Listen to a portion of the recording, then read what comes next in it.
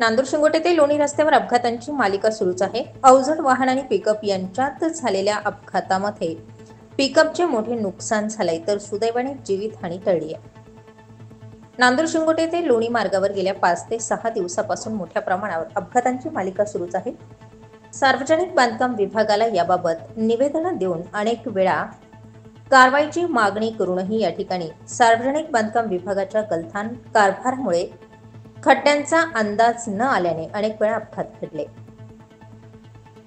सकाळी 9 वाजेच्या सुमारास हॉटेल रियाल समोर असलेल्या बायपास रस्त्याला नांदूर शिंगोटे गावाकडून लोणीकडे जाणारा अशोक लेलँड कंपनीचा 10 चाकी डंपर हा नांदूर शिंगोटे गावाकडून लोणीकडे जात असताना संगमनेरकडून सिन्नरकडे जाणारी पिकअप क्रमांक MH41 X9263 हे दोनही समोरासमोर आले असता आयशर डंपरने सदरची गाडी 20 फूट ओढत नेऊन या अपघातानंतर आयशर चालकाने घटनास्थळावरून पळ काढला। या घटनेची माहिती मिळताच आसपासच्या परिसरातील शेतकऱ्यांनी मदतीला धावून येत पिकअपमधील ड्रायव्हरला बाहेर काढून उपचारासाठी हॉस्पिटलमध्ये दाखल केले।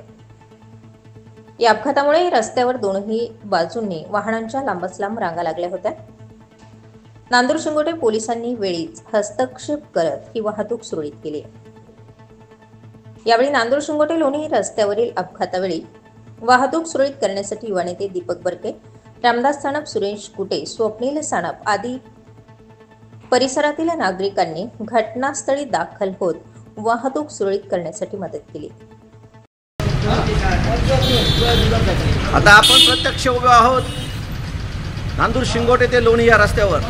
या रस्त्यावर दररोजच अपघातांची मालिका सुरू असून 2-3 दिवसापासून दररोज या ठिकाणी अपघात होत आहे।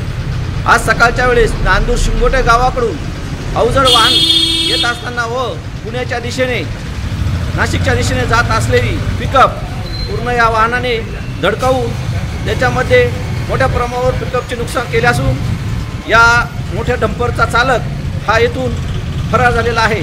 तरी या ठिकाणी त्वरित दिशादर्शक फलक अथवा वाहतूक पोलिसाची नेमणूक करण्यात यावी अशी अनेक दिवसाची या परिसरातील जनतेची मागणी असूनही याकडे दुर्लक्ष केले जात आहे। तेव्हा या ठिकाणी त्वरित ही कार्यवाही करण्यात यावी। स्टार 24 फास्ट न्यूज साठी प्रकाश शेळके, नांदूर शिंगोटे।